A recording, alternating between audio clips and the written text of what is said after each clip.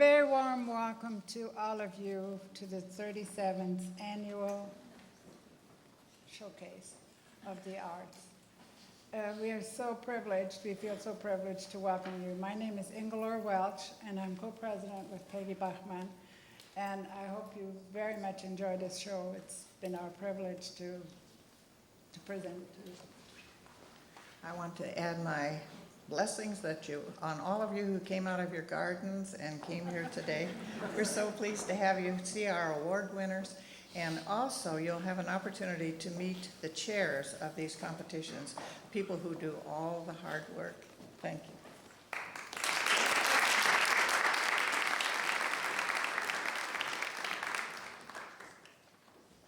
Well, good afternoon, ladies and gentlemen, and welcome to the 37th Annual Showcase of the Arts of the Bloomington chapter of the National Society of Arts and Letters. I am Murray McGibbon, and I'll be your Master of Ceremonies for the program this afternoon, which will feature the top award winners of our 2003 competitions in the arts. After the performances, we will present the awards in these competitions.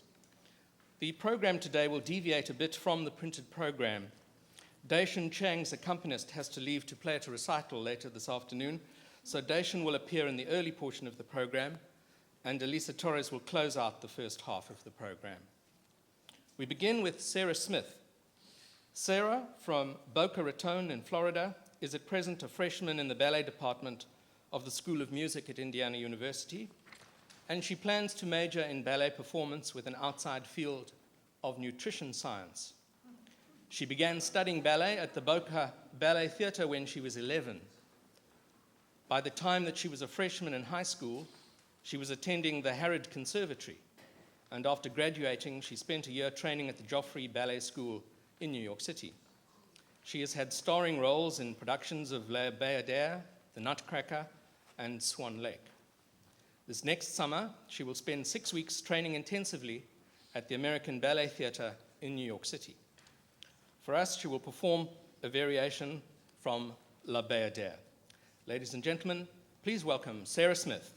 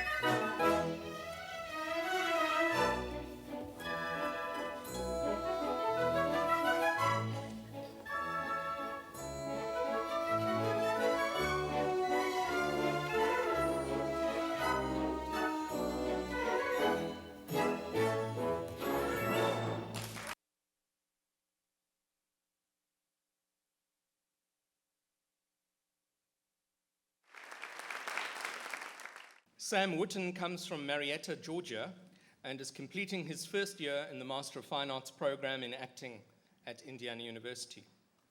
He received his undergraduate degree from the University of Georgia, where he appeared in productions of The Rivals, Buried Child, All Men Are Whores, and The Tempest. Since arriving at Indiana University, he has performed in Art and Lysistrata, and this summer he will be seen in Picasso at the Lapin Agile at the Brown County Playhouse. Today he will present portions of William Shakespeare's Taming of the Shrew and Neil Labout's The Shape of Things. Thus have I politically begun my reign. It is my hope to end successfully. My falcon now is sharp and passing empty, and till she stoop, she must not be full gorged. For then she never looks upon her lure. Another way I have to man my haggard, to make her come, know her keeper's call. That is to watch her, as we watch these kites that bait and beat and will not be obedient. She eat no meat today, nor none shall eat. Last night she slept not, nor tonight she shall not. As with the meat, some undeserved fault I'll find with the making of the bed. Here I'll fling the pillow, there the bolster, this way the coverlet, another way the sheets. Aye, and amid this hurly, I intend that all is done in reverent care of her. And in conclusion, she shall watch all night. And if she chance to nod, I'll rail and brawl, and with the clamor keep her still awake. This is the way to kill a wife with kindness. And thus curb her mad and headstrong humor. He that knows better how to tame a shrew, and now let him speak, 'tis charity to show.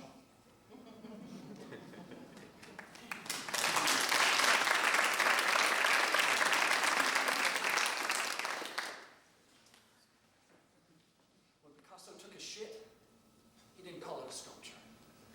He knew the difference. That's what made him Picasso. And if I'm wrong about that, I mean, if I totally missed the point here, and somehow puking up your own little shitty neuroses all over people's laps is actually art, then you ought to realize that there's a price to it all. And somebody pays for people like you. Someone pays for your 2 minutes on CNN. They always pay for people like you. And if you can't get that, if you can't see that much, then you're about 2 inches away from using babies to make lampshades and calling it furniture. I know they call it the art scene, but that's not all it should make. The scene. It should be more than that. Anybody can be shocking or provocative, stand up in class or the mall, take a piss, or paint themselves blue, run screaming through the church out the names of people that they've slept with. But is it art? Or did somebody just forget to take their Ritalin? For art to exist, there has to be a line. There has to be a line out there somewhere. A line between really saying something and just needing attention.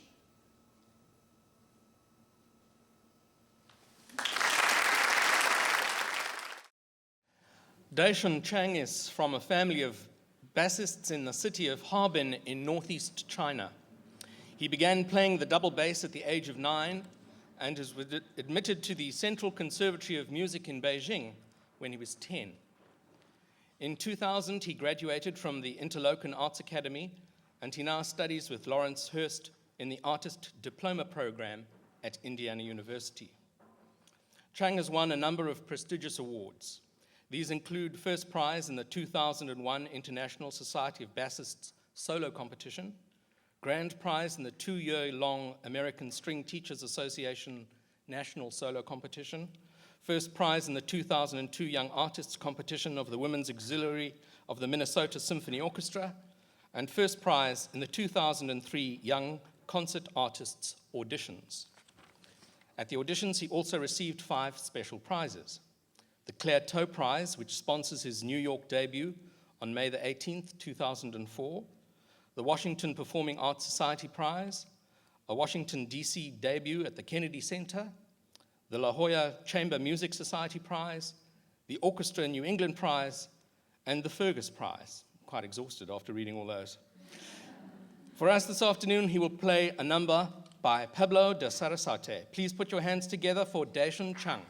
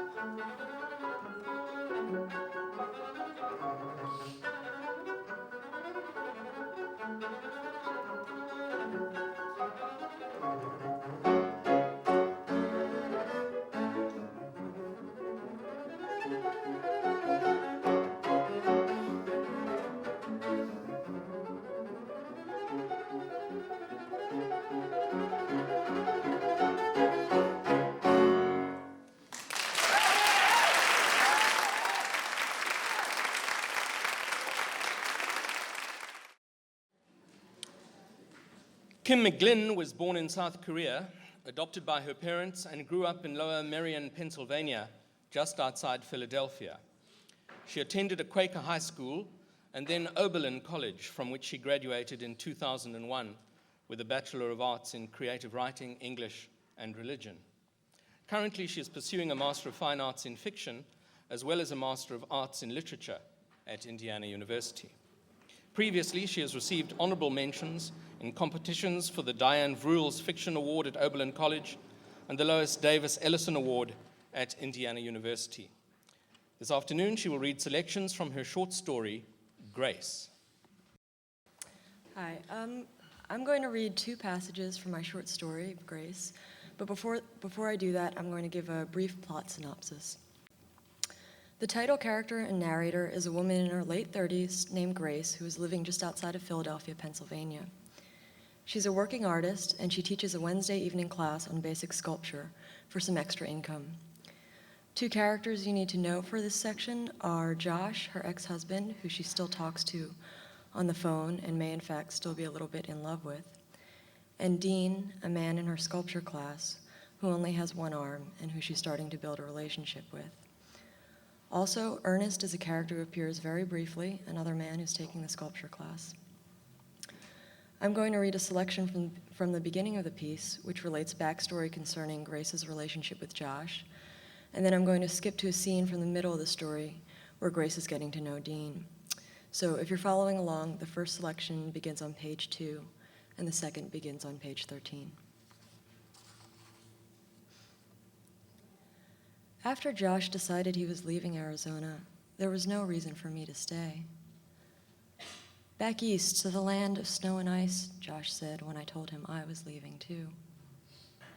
He was blowing dust off his camera lens before wrapping it in a soft cloth and packing it up, and he pretended to blow it in my direction, the way a fairy blows magic off her palm. We weren't really speaking so much at the time, just asking questions like, what went wrong, and was this yours or mine? Questions we mostly knew the answers to, or at least it seemed that way. So I answered him honestly.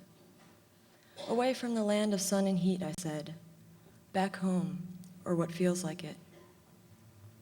I grew up just outside of Philadelphia in Lower Merion, right down the street from my apartment now. My parents moved to Wisconsin after I graduated from college some 17 years ago, but even they still refer to Lower Merion as home. They swear they will never move again. They like to be rooted somewhere, and I don't blame them. It's why I moved back here after I got divorced, back to the place I grew up. Shortridge Park with the same stream I caught minnows in when I was 6, the same shopping center, although the food fair changed to a ShopRite when I was living in Arizona, and has changed to an Old Navy in the few years that I've been here. The same loud man who yells at his daughters, sweet women with round faces, and who works at the pizza place in Narberth. Unlike my parents and me, Josh likes locational change.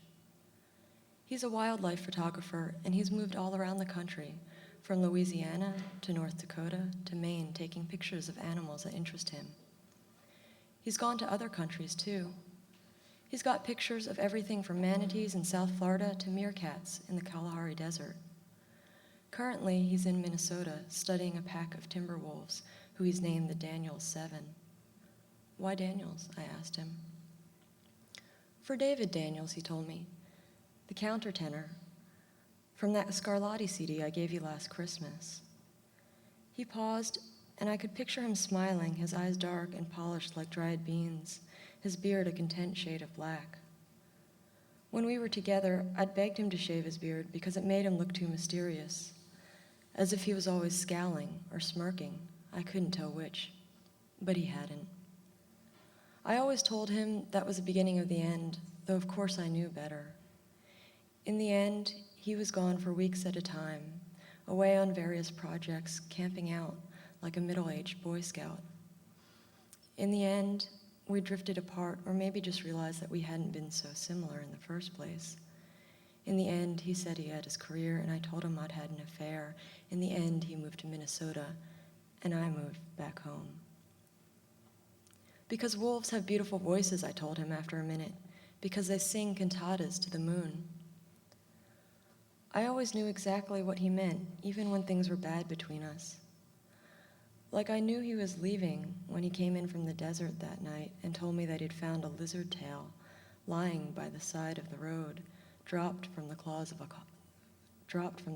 a hawk. Knew it by the way he held it in his hands, a cool and scaly piece of broken flesh, but precious, the discarding of something necessary in order for a creature to live. Okay. This is the second selection. Tonight, Dean asked me again if I'd like to go smoke with him. He asks as if he knows I'll say no, as if he's asking because it's a ritual now, and he seems to be looking forward to it, his eyes sardonic, his shoulders already turning to the door. So tonight, I say yes because I hate it when people assume, because I can see him leaving already. All right, I tell him, I wouldn't mind. I can feel Ernest's gaze upon me, speculative, his eyes inquiring, but I don't turn to face him. I think Ernest likes me, and I know that he likes Dean.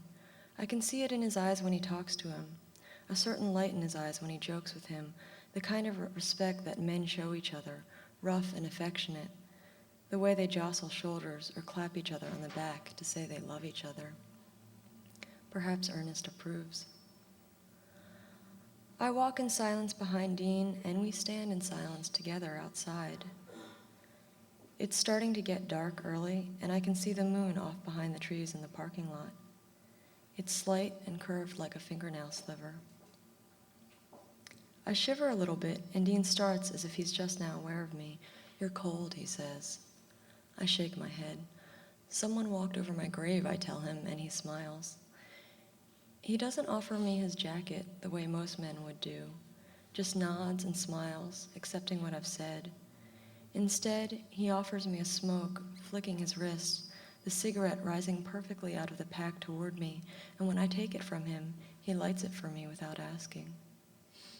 He's so quick that I hardly notice how he's done it, maneuvering the lighter from the palm of his hand and up to his thumb, holding the cigarette pack between his pinky and ring finger as if he's just trying to be cool. He takes a cigarette for himself. In the dark, he looks calm and something else, too. The way boys looked when I was younger. The cigarette glowing red with promise, with each inhalation a breath of certainty. In the dark, it looks like his left arm is whole, as if he's just resting his hand in his left pants pocket. How did it happen? I don't mean to ask him, but I do. I'm immediately sorry, and I take a drag of my cigarette, embarrassed that I had to start this way, but he doesn't seem surprised. He doesn't seem angry, either. Accident when I was 17. He shrugs casually. Car, that is. I nod and then realize he might not have seen me. He is looking to the west, across the parking lot, which glitters with broken glass, at the moon behind the trees. I clear my throat, but he doesn't turn toward me. I almost died, he continues. He shrugs again. I was lucky to just lose an arm. Lucky, I repeat after him, wondering how he can say this, and he smiles as if he knows what I am thinking. I can see the gleam of his teeth in the light. Now he turns to me, and I can see his eyes in the dark, sparkling like bits of mica. He steps closer to me, and I let him brush a strand of hair from my eyes. Funny, I think, the way men always know to do that, the way they know how it gets you every time, that putting back into place, that small gesture done in care of you. Lucky, he says again, and it sounds like a song. Thank you. Jenna Wolfe hails from Atlanta, Georgia, and is a freshman honors college student at Indiana University, planning to double major in ballet and business. She commenced her classical ballet studies at the age of 4, and she joined the Ruth Mitchell Dance Theatre when she was 8, and continued dancing for the next 10 years in the company's productions of The Nutcracker and other ballets. She spent her summers training at the North Carolina School of the Arts and Pacific Northwest Ballet summer dance programs on full scholarship.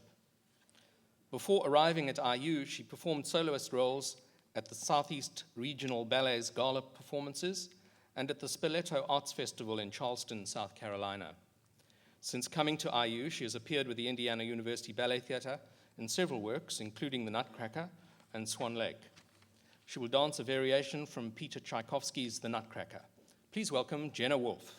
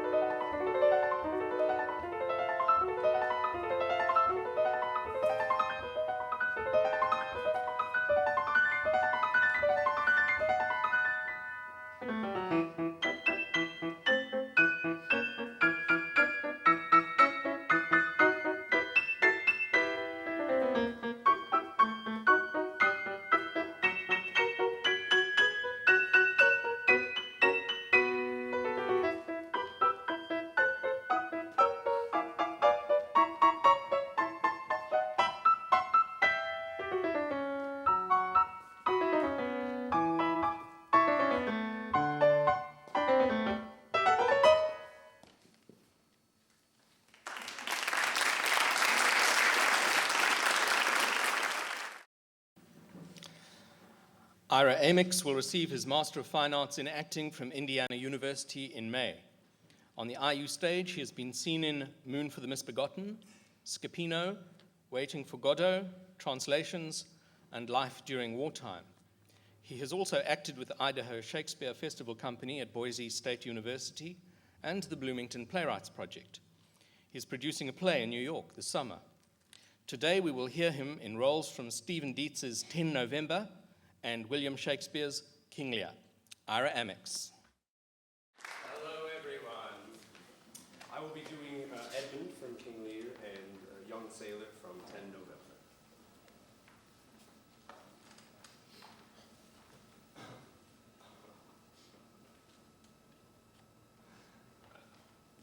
This is the excellent foppery of the world. That when we are sick and fortunate, often the surfeits of our own behavior, we make guilty of our disasters the sun, the moon, and the stars, as if we were villains on necessity, fools on heavenly compulsion, knaves, thieves, and treachers by spherical predominance, drunkards, liars, and adulterers by some enforced obedience of planetary influence. And all that we are by a divine thrusting on, an admirable evasion of whoremaster man, to lay his goatish disposition to the charge of a star. My father compounded with my mother under the dragon's tail. My nativity is under Ursa Major, so thus it follows I am rough and lecherous. But I should have been that I am, had the maidenliest star in the firmament twinkled on my bastardizing. That Edgar, he comes like the catastrophe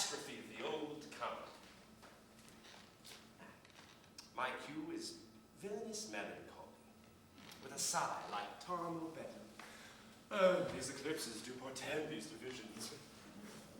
Ah, so long.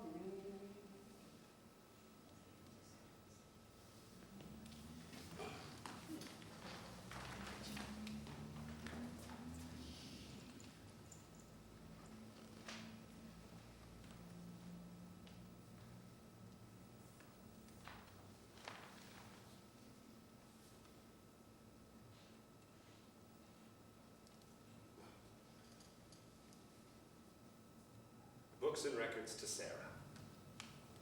I'll toss the white album on the water, and the dog to Dad, sorry Dad. For this letter to be played for my son 20 years from today and not before. My dearest Joshua, I speak to you in the midst of a great storm on Lake Superior. The Edmund Fitzgerald has been lost, and my ship, the Arthur M. Anderson, set out to look for her. There is green water on deck now, and the seas continue to rise. I am certain this will be my last voyage. I have nothing to offer you, my son, that I haven't already given you. My gut, my bald spot, my freckles. But you will have none of my face, or my laughter, or my time. You will have my heritage. I will father you from within.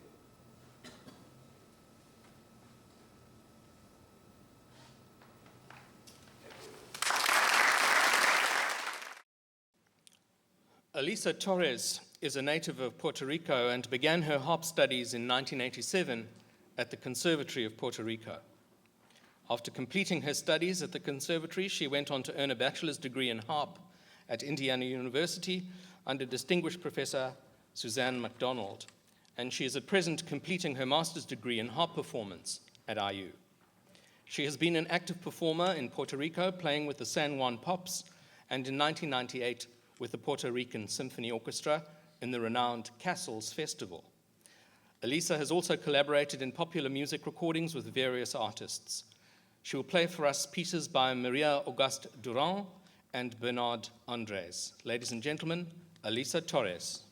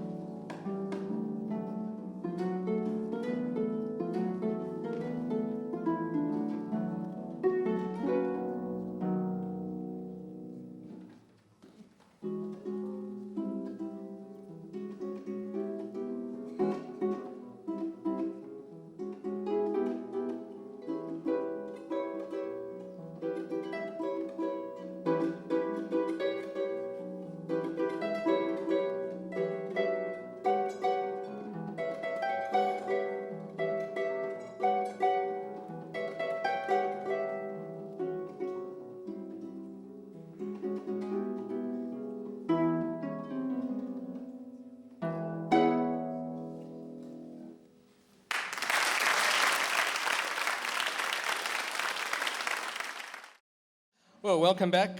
Our second half of the program opens with Chris Nelson, who is completing his third year in the MFA program in acting at Indiana University.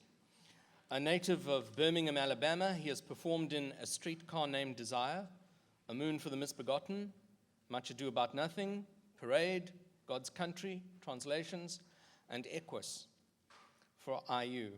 He has also appeared in Murder Among Friends, One for the Pot, and the Miss Firecracker contest at the Brown County Playhouse, and in The Three Little Kittens and The Queen of Hearts at the Birmingham Children's Theatre in Alabama. Chris's hobbies include baseball and other team sports, reading, and Civil War history. His selections for us will be from Italian-American Reconciliation by John Patrick Shanley and Othello by William Shakespeare. Hi, I'll be doing Aldo from Italian-American Reconciliation and Iago from Othello.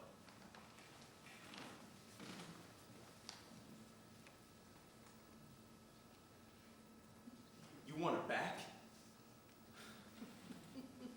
It's like you get the Hong Kong flu, you get rid of it, and now you want it back. She killed your dog.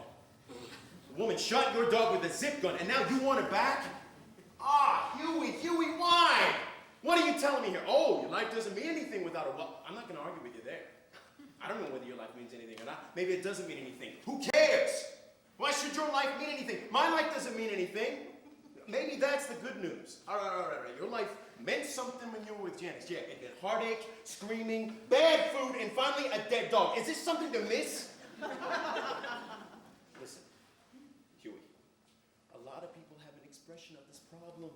They had something really horrible for a really long time, then they get away from it, and then they miss it. They want the horrible thing back, but only in the very, very blindest, stupidest way. This is where friends come in. Friends are those people appointed in your life to blow the whistle when you're insane.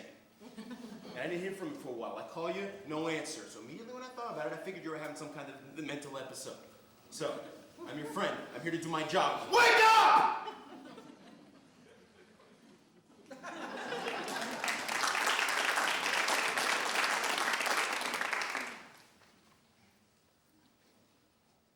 The Cassio loves her, I do well believe it. And she loves him, 'tis apt, and of great credit. The Moor, albeit that I adore him not, is of a constant, noble, loving nature. And I dare think he'll prove to Desdemona a most dear husband. Now, I do love her too, not out of absolute lust, though peradventure I stand accounted for his greatest sin, but partly that to die at my revenge, for that I do suspect the lusty Moor hath let into my seat the thought whereof doth like a poisonous mineral gnaw my inwards, and nothing can nor shall content my soul till I am even with him, wife for wife. Or failing so, yet that I put the Moor at least into a jealousy so strong that judgment cannot cure. Which thing to do with this poor trash of Venice whom I thrash? Stand the putting on. I'll have our Michael Cassio on the hip. Abuse him to the Moor in the rank guard, for I fear Cassio with my nightcap too. Make the Moor thank me, love me, and reward me for making him egregiously an ass, and practicing upon his peace and quiet, even to madness. 'Tis here, and yet confused. Knavery's plain face is never seen to amuse. Thank you. Robert Bernersky is a student in the School of Music at IU, majoring in ballet with an outside field in chemistry and biology. And he's currently the Chancellor's Scholar for the School of Music. Before coming to IU, he trained at the Chicago Academy for the Arts and the San Francisco Ballet School. And he also attended the summer program at the Pacific Northwest Ballet School. He has performed in many of these ballets presented by IU's ballet department, most recently Four Temperaments by Georges Balanchine and Homage to Hummel by NSAL member Violette Verdi.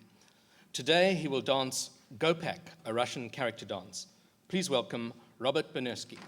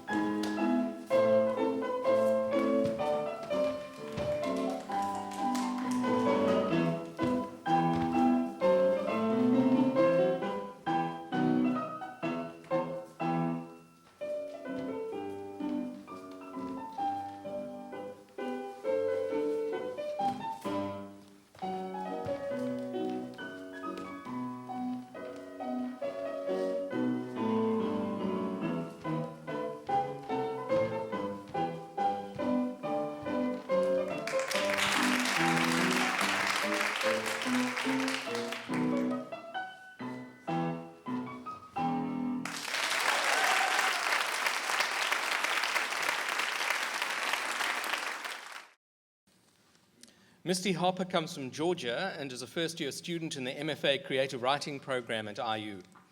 She began reading and writing poetry in 1997 through a Governor Honors program, but when she finished high school, she went to Georgia Tech to major in industrial design. After 2 quarters, however, she switched her major to science, technology, and culture, Georgia Tech's equivalent of an English major. Then, during the spring semester of her junior year, she took a workshop with visiting poet Thomas Lux, who encouraged her to apply to Master of Fine Arts programs, an option she had never considered before. While at Georgia Tech, she published poetry in Erato, the school's literary magazine. Misty will be representing the Bloomington chapter of the NSAL at the National Competition in Poetry in Lexington, Kentucky in May, where the top prize is $10,000. She's going to read for us 3 poems from her entry in that competition. The first poem I'd like to read is titled Slips of the Eye. Say it's late afternoon and the sky's got a bloody nose.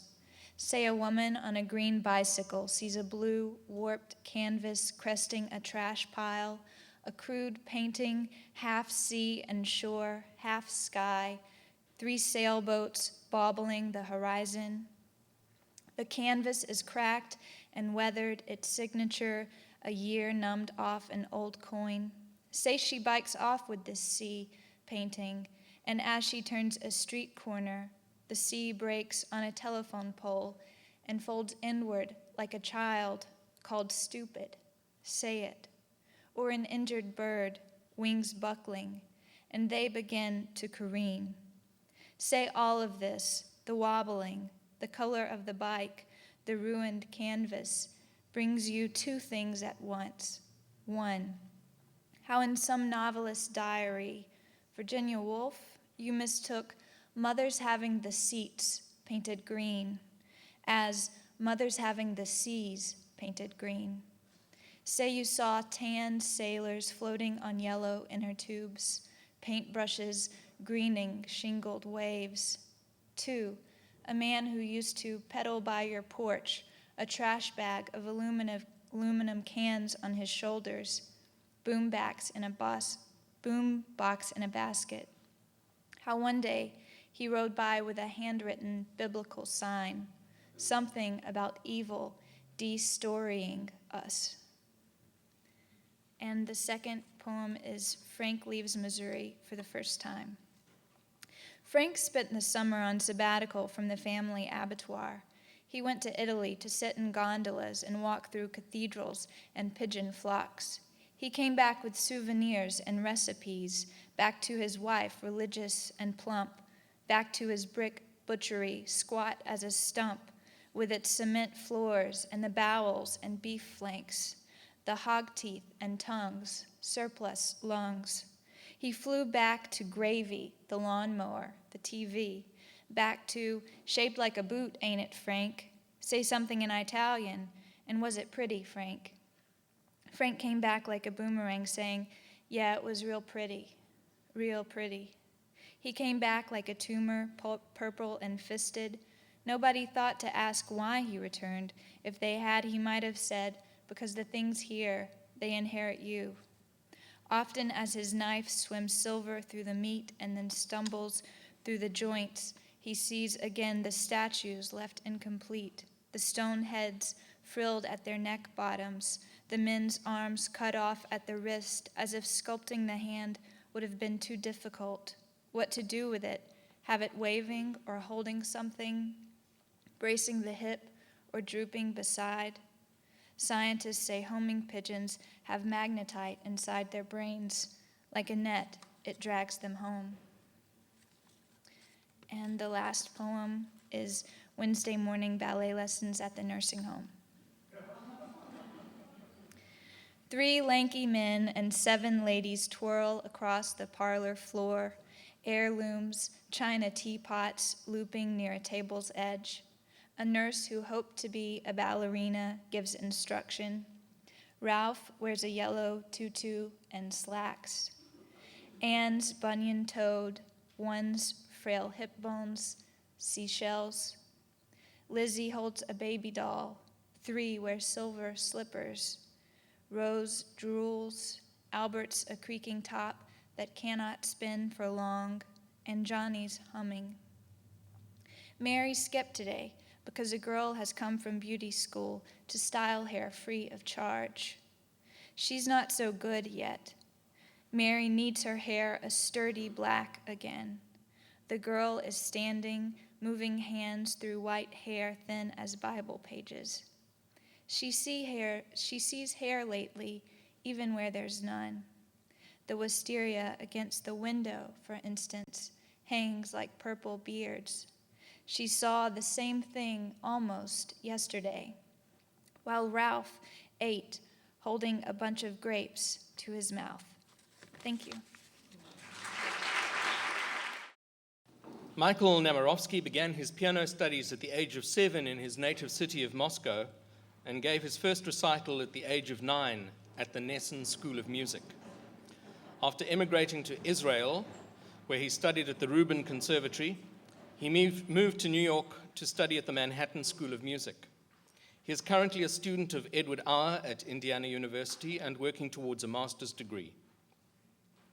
Michael was twice the recipient of the Karen Sharat Award in Israel, first prize winner in the Kosciuszko Foundation Chopin competition in New York, the Mieczysław Munz competition, and the World Piano competition in Cincinnati, and second prize winner at the Andorra International competition. He has been a soloist with the Uzdan Symphony in New York, the Eastern Music Festival Orchestra in North Carolina, the Bronx Arts Ensemble, and the New Britain Symphony. Today he will play a set of 2 mazurkas by Frédéric Chopin and a set of 3 preludes by Sergei Rachmaninoff. Ladies and gentlemen, Michael Nemirovsky.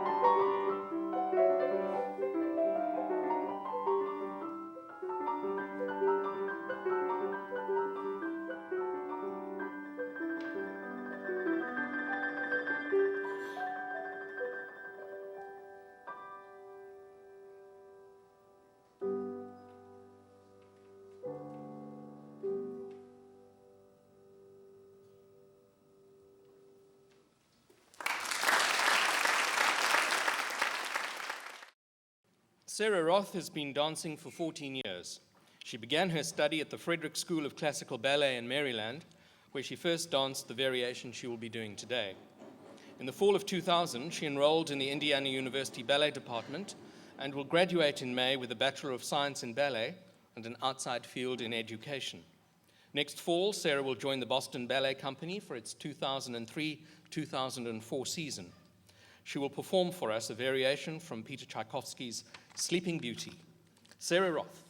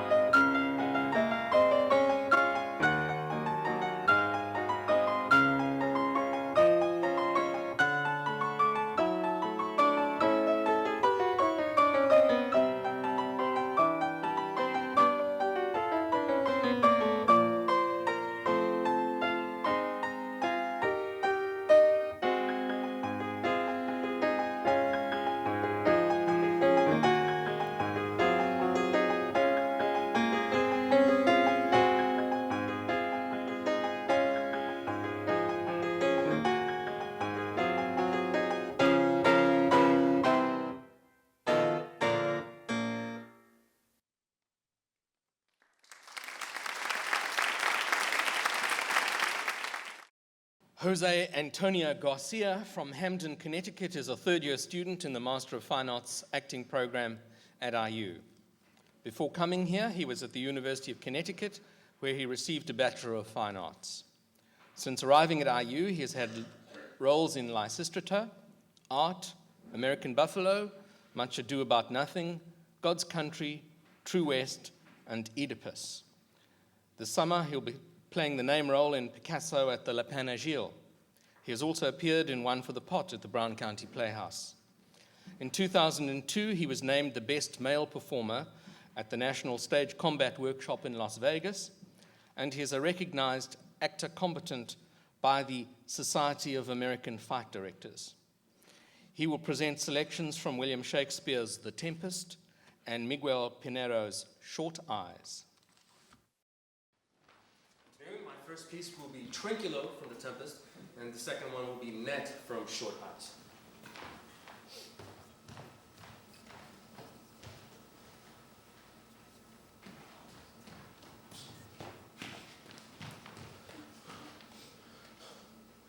Well, here's neither bush nor shrub to bear off any weather at all. And another storm brewing. Yon same black cloud, yon huge one. Looks like a foul bummer that can shed his liquor. If it should thunder now as it did before, I know not where to hide my head. Yon same cloud cannot choose but fall by pailfuls. And what have we here? A man or a fish, dead or alive? A fish! Smells like a fish. A very ancient and fish-like smell, a kind of not of the newest Poor John. And yet a strange fish. Were I in England now as I once was, and had but this fish painted, not a holiday fool there would give a piece of silver. There would this monster make a man. Any strange beast there makes a man. When they will not give a doit to relieve a lame beggar, they'll lay out 10 to see a dead Indian. Leg like a man, and his fins like arms. Oh, my troth! I do now let loose my opinion. Hold it no longer. This is not fish, but an islander that had lately suffered by a thunderbolt. Alas, the storm has come again. My best way is to creep under his gabardine. There is no other shelter hereabout. Misery acquaints a man with strange bedfellows.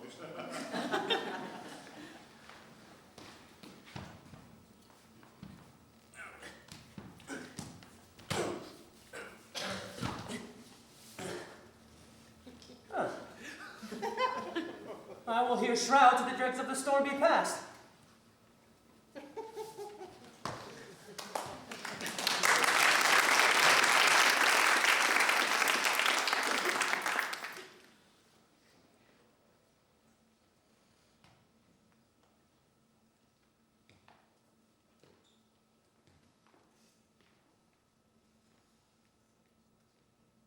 Davis. Clark Davis.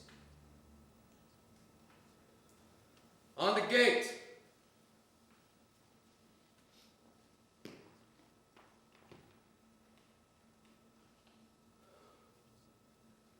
Come here. Come here.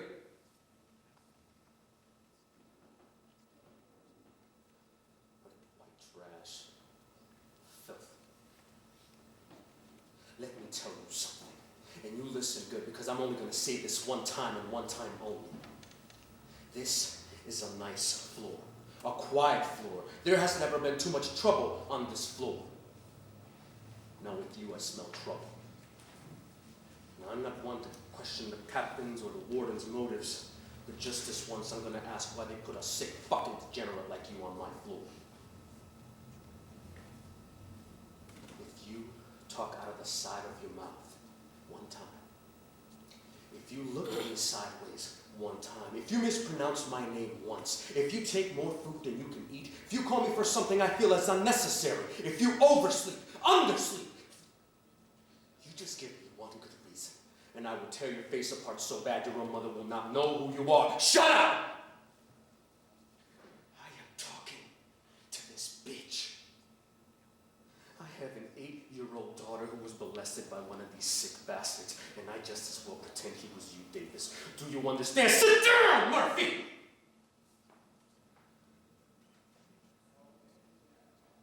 Child rapist. Baby rapist. How old was she, Davis? How old? 8? 7? Sick bastard, you stay out of my sight. Because if you get in my face one time, you remember what I told you. I will take a nightstick and I will ram it so far up your ass, so help me God.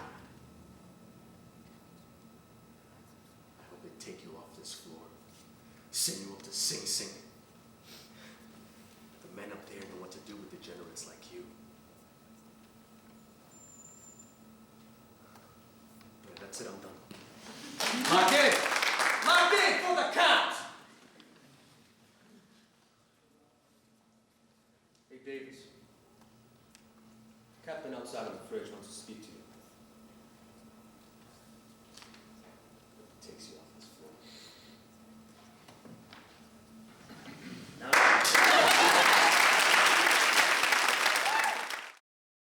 Christopher Bichette has sung not only with the Indiana University Opera Theatre and the University of Louisville Opera Theatre, but also with a number of opera companies. Among them, the Santa Fe Opera, the Palm Beach Opera, the Kentucky Opera, the Utah Festival Opera, and the Opera Theatre of St. Louis.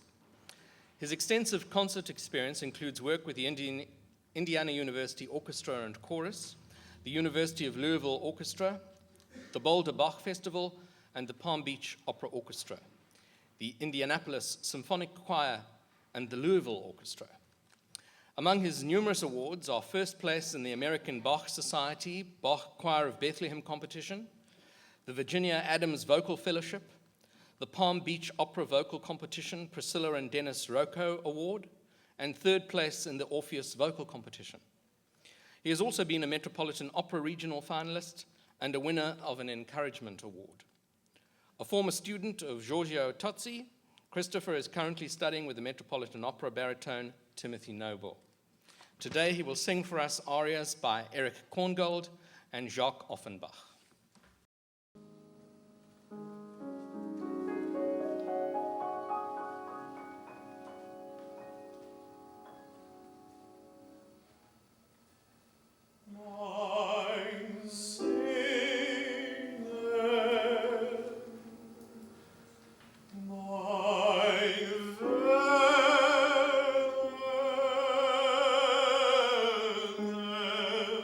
Träumt sich zu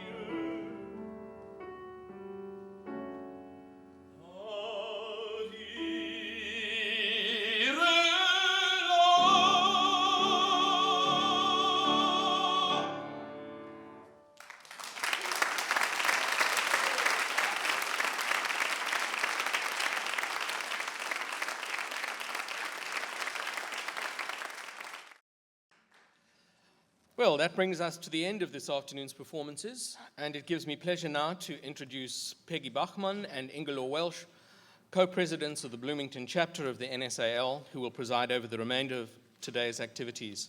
I've enjoyed being with you this afternoon and wish you all a very good afternoon.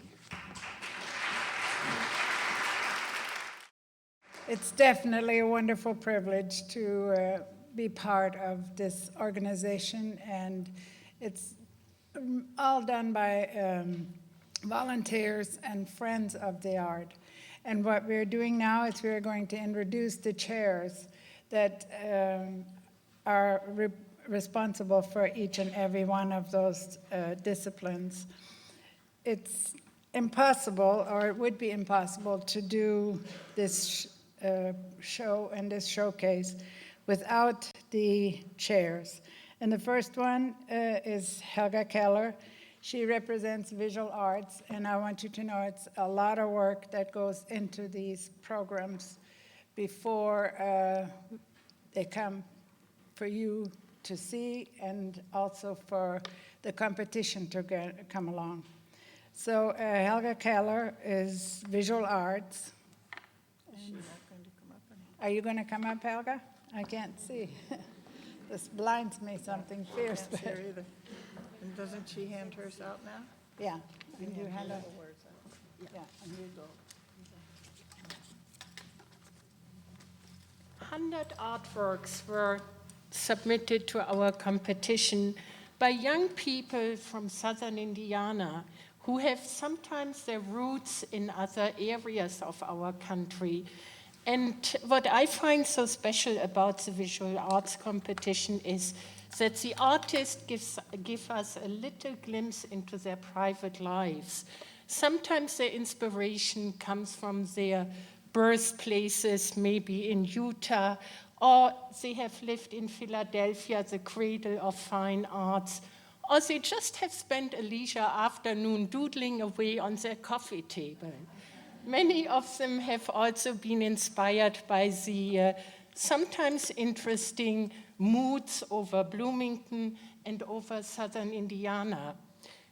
And I want to thank everyone who entered the competition and who shared their creativity with us.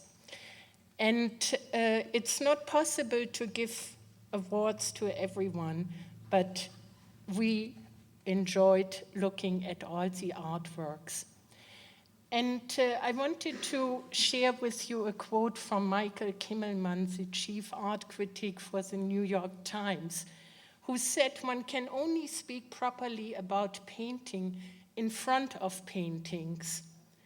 And I would like to say one can only speak properly about the creativity and fine craftsmanship of young artists in southern Indiana in front of the works exhibited today at the John Waldron Art Center. I hope all of you had a chance to peruse the artwork and to think a little bit about the time and effort and inspiration presented to us. Should I present the awards now? Okay, I would like to present awards to 12 artists who are exhibited with their artwork in the Waldron Art Center. And I would like Kari Lynn Smith to come here, who shares with us her heritage in Utah with a beautiful small sculpture of clay and wood-fired laterite. She won the Pygmalion's Merit Award, and thank you very much, Kari. Congratulations.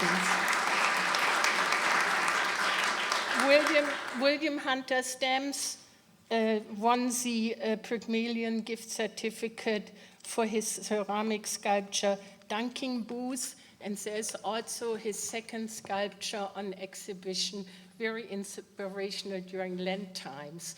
Please make sure you see it. Ryan Coburn was inspired by the surroundings of Bloomington, which can be at many seasons beautiful. He had entered a painting about a winter scene of Lake Monroe which I found beautiful. It was very moody. The judge awarded the Anne Call Merit Award to Ryan Coburn for his oil painting Winterfield, a beautiful, smaller study, and yet also very moody. Is Ryan here? Oh.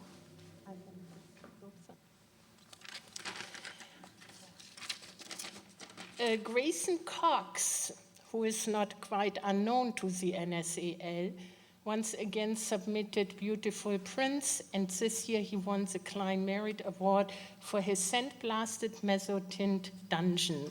Grayson, congratulations, and it's nice to see you back here in Bloomington. Good luck. David Staninonas won the Maxi Schnicke Award for his oil on pine painting Swipe. And I was very intrigued by the colors he employed, and I thought it's wonderful to be able to honor you here, David. Congratulations and good luck for your work. Is Lauren Genet Allen here? Wonderful. Lauren comes to us from Vincennes University. There were various competitors from Vincennes University and also from Greencastle and, of course, Bloomington. And it's nice that an award went to Vincennes. But not only one award, please do keep in mind that the judge actually only sees the artwork and the title. And Lauren Genet won 2 awards for the 2 entries in black and white photography and in color photography. Her color photography is called Complementary Light, and her black and white photography, Comfortable Memories. Welcome to Bloomington, and thank you for participating in our exhibition. Congratulations. These are the Eleanor Kahn Memorial Award and the Ledford Carter Merit Award for Photography. The Grace Dyer Memorial Award, which has been given to the NSAL by Viva Scheiner, went to Gabriel Meldal for his diptych paper Assemblage, Kirkwood Events Posting 1 and 2. Unfortunately, Gabriel had to leave because he has to work and his boss did not give him off from work to accept his award. This is a beautiful, inspiring work of art because it connects us to the now in Bloomington and to the now in Kirkwood. And I thought it was just a tremendous idea to collect paper announcements from posts along Kirkwood and put them together into an assemblage. Please do enjoy it and mention it to Gabriel when you see him. The Christ Merit Award, donated by Nelda Christ Merit Award, donated by Nelda Christ Kahn, goes to Micah Benjamin Bornstein for his monoprint Venice No. 4. Thank you very much, and congratulations.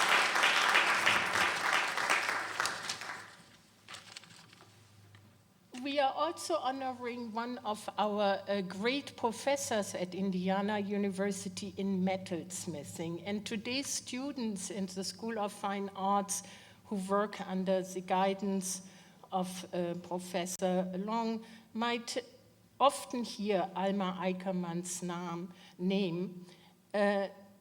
Rita Grunwald, a long-time art supporter in this town, keeps awake the memory of Alma Eickermann by every year underwriting an award. And Undine Vivian 11 won this year's award, No Blame. Congratulations, and it's a wonderful tribute to a very famous professor. Noor Primo at one point was an NSAL winner, and he ever since he forged out into the real world, the working world, has not failed to underwrite the Nur Primo Merit Award. We are very happy that this year's award goes to Jonathan Dana Sperry for his light installation, the shifting typography of my coffee table. Now, I know that Dana has a very responsible job and a beautiful job, and I'm surprised you had time to create these startlings. Congratulations, and good luck with your continued work. And Wayne Craig, who was here earlier but needed to leave for another event in town, underwrites the Rosemary Fraser Merit Award. We are very thankful to Wayne Craig, and this award went this year to Laura Bregmanis for her oil painting Baby in Window.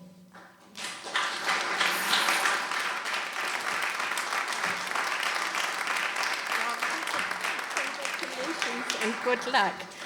The NSAL Bloomington Chapter Career Award goes to a young artist who came to Philadelphia, from Philadelphia to Bloomington. Bloomington attracts not only outstanding students to Indiana University, but also young musicians and young artists who give a lot to the community, who participate in the art world of Bloomington. Christine Kunz is very much part of this art scene here in Bloomington, and we are very happy to welcome her to Bloomington with a wonderful award for her oil paint still life with Teapot. Christine, we congratulate you for this award, and we hope that Kristen Kunz will be able to join us for many years here in Bloomington. Thank you very much.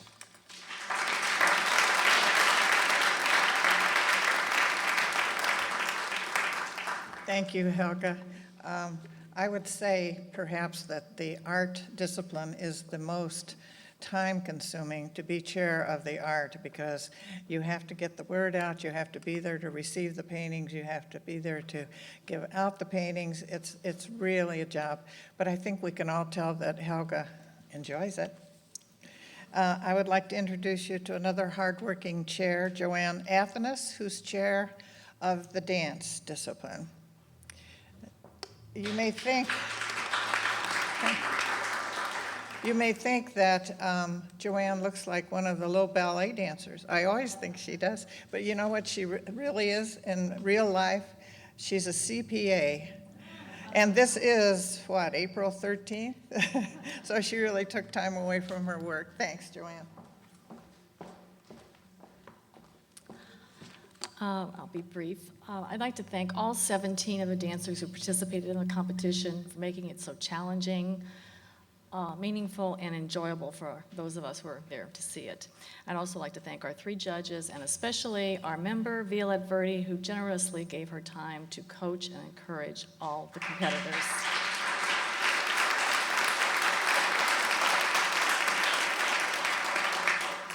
I'll start with the first award is the Welch Merit Award, contributed by Ingelor Welch, and it goes to Robert Bernishke.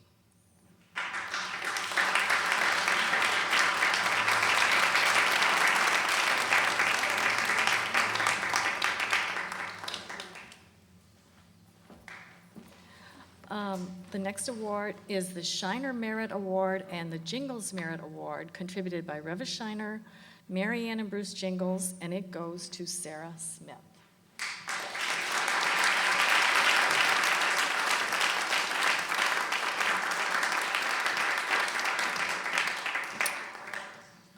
Our second place award is the Violette Verdi Tribute Award and the Marina Svetlova Tribute Awards, and they are contributed by Peggy Bachman, Lily Hughes, myself, Lou and Leonard Newman, and David and Ruth Albright, and this goes to Jenna Wolf.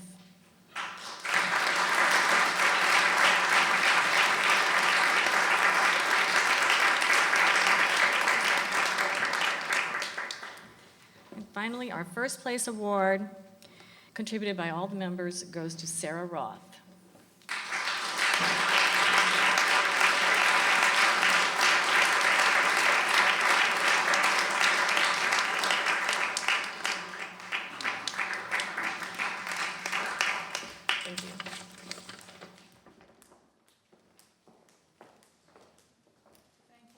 much, Joanne Athanas. I know it's a lot of work that you put in, and we thank you all very much. Next comes up Drama Awards, and we are calling on Marilyn Norris, our very, very good and helpful drama teacher. Thank you.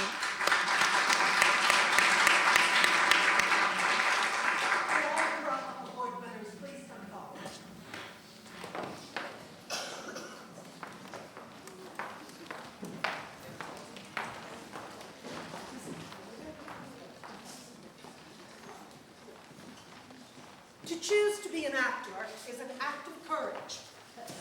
Not only is one joining a profession in which 96% of its professional membership of Actors Equity is unemployed at any time, but if one does get the role and the job, it lasts only as long as the run of the show.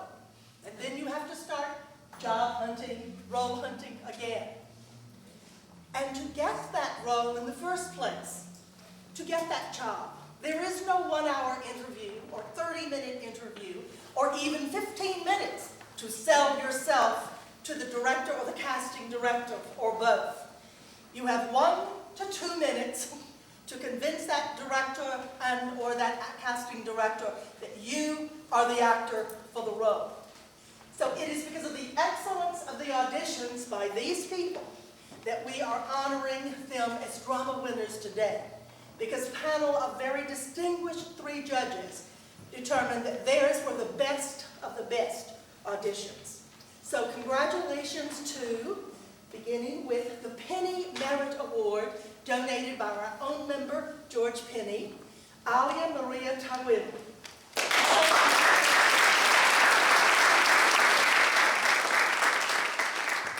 Lindsay Morgan Anderson is the recipient of the Ralph Collins Memorial Award, donated by our longtime member, Dottie Collins, in honor of her husband, who was a great supporter of all of the arts, and especially theater. Lindsay Morgan Anderson.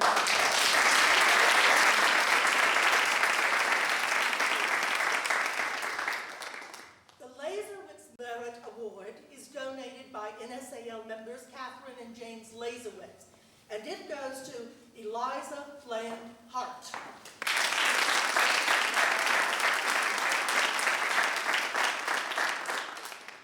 The next award is donated by Marion, longtime NSAL member Marion Battenhouse and her daughter Anna. It is the Roy Battenhouse Award in honor of her husband, who was a great drama scholar, and particularly in writing about Shakespeare and the Bible. Unfortunately, our award winner is the spot operator for Sweeney Todd, and she is head over heels in her tech rehearsal this afternoon, for which, of course, she could not be excused. So Christina Pomerziega, we would like to applaud in.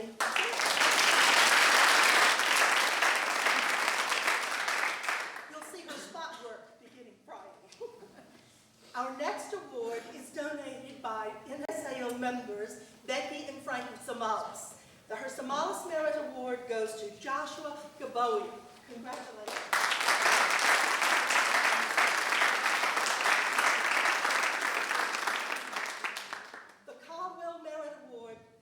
Donated by NSAL members and former national president Helen Caldwell and Linton Caldwell. And this year's Caldwell Merit Award goes to Sam Wootton.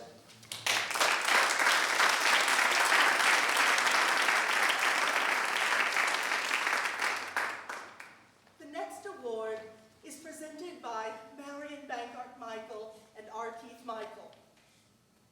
This award honors 3 of our deceased members, all of whom loved theater and were active in theater, and who've now gone on to play on other better stages. The Lynette Brockett, Carol Moody, and Fran Snigg Memorial Award goes this year to Ira Amix.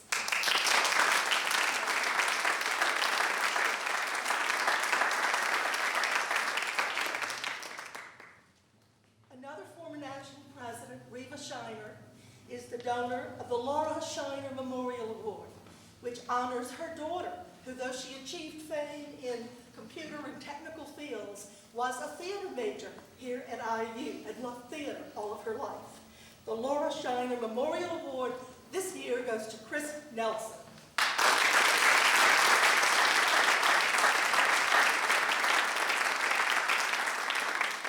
And our top award this year from all of you, the Bloomington Chapter Career Award, goes to Jose Antonio Garcia.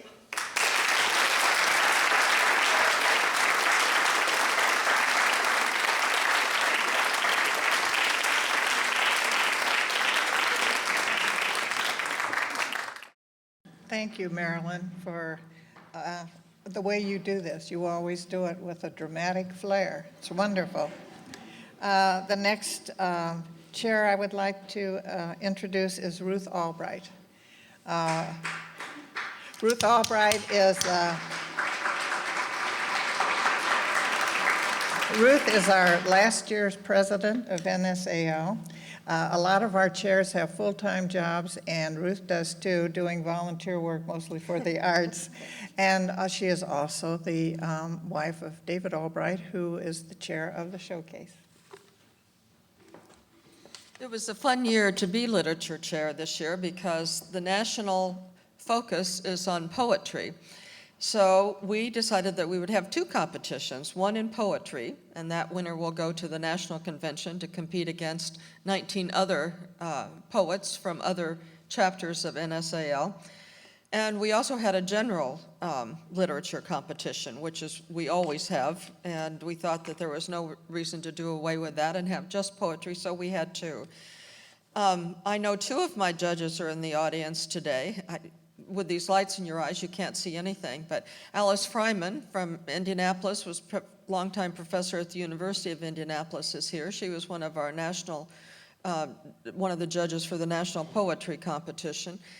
And also I know that Roger Finkston, one of our members and a judge of the general literature competition is here. So you young winners may want to talk to them. Are there any more judges here? Okay. Our first winner is Craig Neil Owens, who's a playwright and has actually had a play produced here in Bloomington at the Bloomington Playwright Project. He is not able to be with us today because he had an out-of-town engagement. He is the winner of the Marjorie K. Borkenstein Memorial Award, which was donated by the Borkenstein Endowment. Most of the, I think all of these winners in the general category are members, no, that's not true, because Craig Neil Owens is a PhD student in playwriting. But the rest of these are all in the creative writing department at Indiana University. We did have several applicants from other universities, but these all are IU winners. Michelle Ross, is she here? Okay, I didn't know she wouldn't be here. Michelle wins the Hannah Bennis Wilson Merit Award, which was donated by Hannah Bennis Wilson, one of our longtime members. Laura Ann Otto.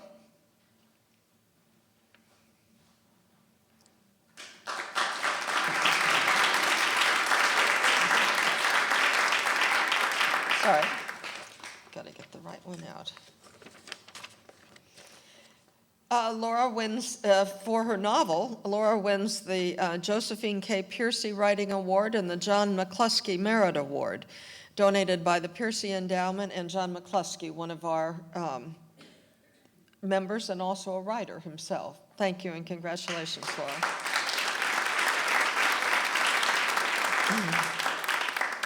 Our next winner, whose short story wins the Patrick O'Mara Merit Award and the Will H. Hayes Jr. Memorial Award, I knew could not be here from the very beginning. She had a family wedding this weekend and could not get out of those plans. These awards were donated by our member, Patrick O'Mara, who's the Dean of International Programs at IU, and Bill Hayes, who donated his award, and he's also a member of our chapter, and donated the award in memory of his father. Our Chapter Career Award winner is Kim McGlynn, who you heard read from her story, Grace. Kim, are you here?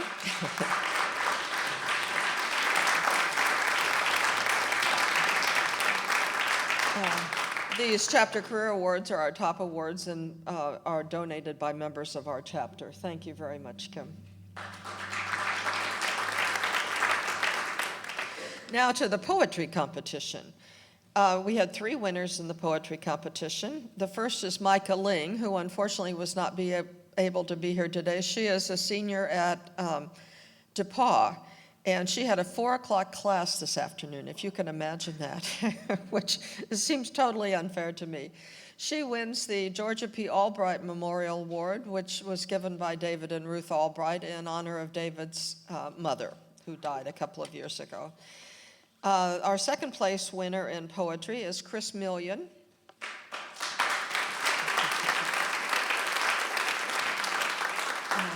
Chris has won also a Roy Battenhouse Memorial Award given by Marion and Anna Battenhouse, his wife and daughter. And this is a very special award because Roy was a longtime professor in the English department and Chris is in the creative writing department, so I know this means a lot to him.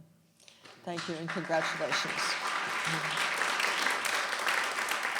And our top winner in poetry, who will represent us in Lexington in just a month's time, is Misty Harper, whom you met when she read from her poetry.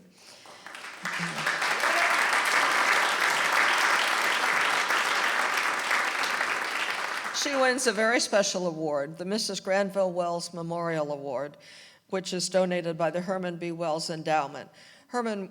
Mrs. Granville Wells, who was Herman's mother, was an early member of our chapter, and Chancellor Wells was a big supporter of our chapter and left this endowment in order to let us give an award in his mother's name each year, and that is our top award. And we congratulate Misty for doing that.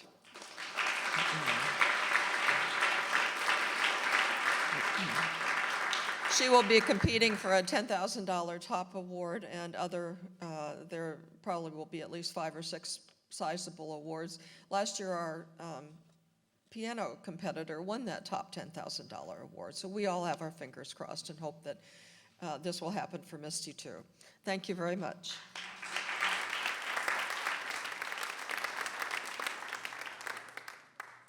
Thank you very much, Ruth, for all your work that you did, and I'm just so pleased that we have, again, a big winner here to go to Lexington, Kentucky, and I want to invite all of you in the membership to go to Lexington, Kentucky, if you can. We would love to have several people there.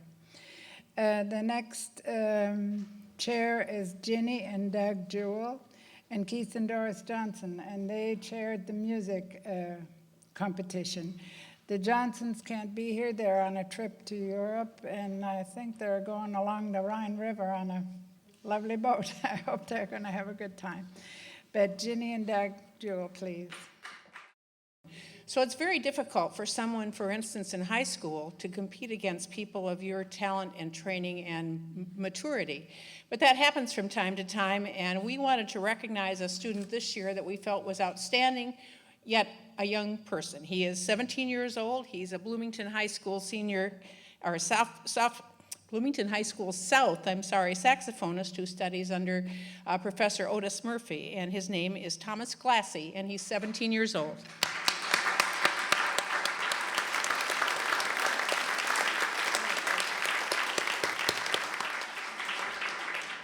That will be a sometimes award in our competition in the future, as is indicated or is merited. The Jacoby Merit Award is probably a name that's familiar to most of you if you read the paper. Peter Jacoby is an NSAL member. He is an IU Professor Emeritus in journalism, and he's a well-known reviewer of classical music for the Herald Times. The winner of the Jacoby Award is an IO student of Constanza Kukaro pursuing a master's in voice, and her name is Allison Bates.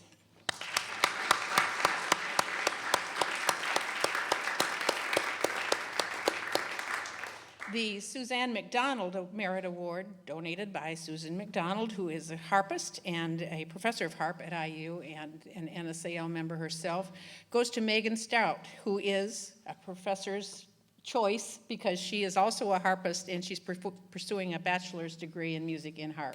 Congratulations, Megan. Virginia Ziani is a name that may be familiar to those of you in music, or in vocal music especially. She's an NSAL member and a professor of voice at IU. Her former husband, she's a widow now, was an opera star in Europe. His name is Nicola Rossi Lameni, and so we have a Rossi Lameni Memorial Award given to Kelly Holtz, please, who is pursuing a master's degree in voice. Congratulations.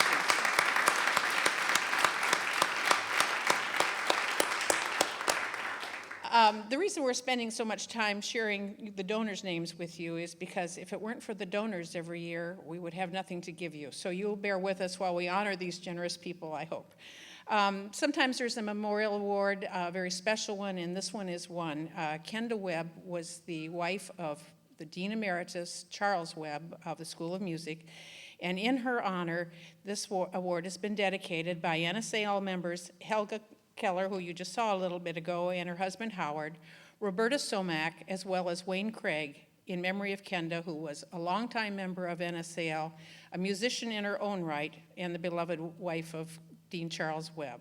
It goes to Michelle Auslander, an IU student of Constanza Cucaro, getting a performance degree in music. I can't seem to get that out.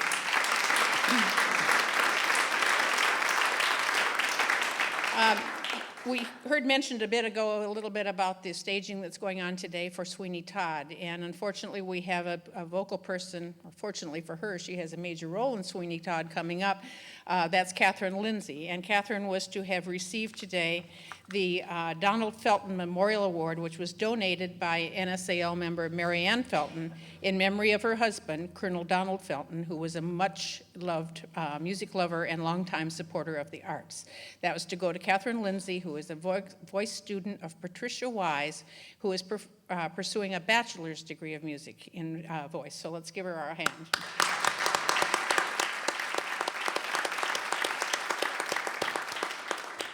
The next four awards are equal in amount. I won't be so crass as to go into the amount of all these, but they are second only to our Chapter Career Award, and I wanted you to be aware of that. We had a lot of talent this year.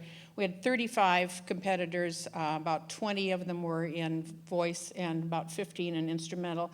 And if you all remember, we were putting you through there at a pretty good clip all day long. We had a lot of people to choose from, and they were excellent. They really were. This was an exceptional year, and I'd like to thank, while we're at it, the 6 judges that judged for us, 3 for instrumental and 3 for vocal music. Anyway, the first of this second prize award goes to Dakshun Zhang, who you heard earlier. He's a double bassist, and he's an IU student of Larry Hurst, pursuing an artist diploma.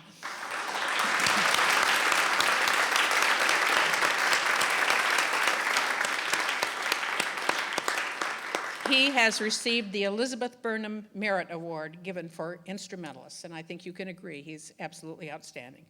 The next award goes to Eliza Torres, who is an IU harpist who's studying with Suzanne McDonald and pursuing a master's in music.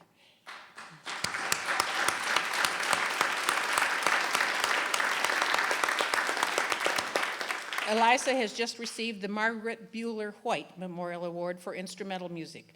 Ms. White was a member of the NSAL, and she was also a harpist. The Ralston Merit Award was donated by Ilkner P. Ralston, who was a longtime member of NSAL and a supporter of the arts, including music. This award goes to Jimmy Briere, who is an IU student working towards his performance diploma under the guidance of Menachem Pressler.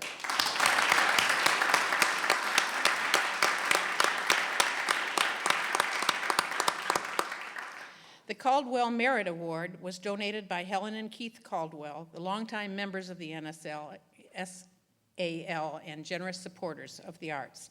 It goes to Christopher Burchett. I'm sorry, Chris. I'm glad you're not messing up like that. A baritone who studies with Timothy Noble. And finally, the highest award given at the local level, the Chapter Career Award, which is, as they said, is donated by all the Bloomington Chapter NSAL members, goes to an IU student of Edward Auer pursuing a Master's of Music degree in piano, Michael Namirovsky.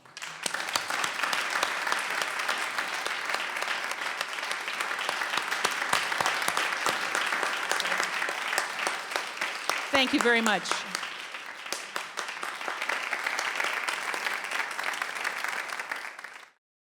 Thank you very much, Doug and Jenny.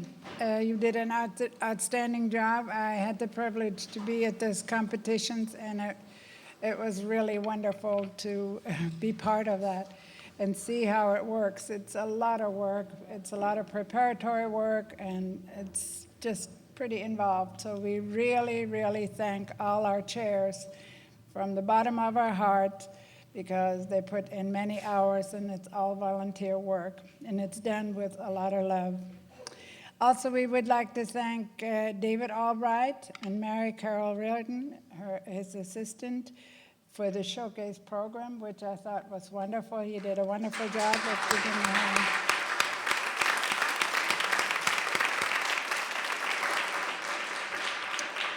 I would also like to invite all the contestants for a picture here afterwards. And then we would very much like for you to come downstairs where we are having a reception for all of you, and we'd like to chat with you and thank you again. And I am certainly privileged and thankful that you all came, and we hope we do this again next year.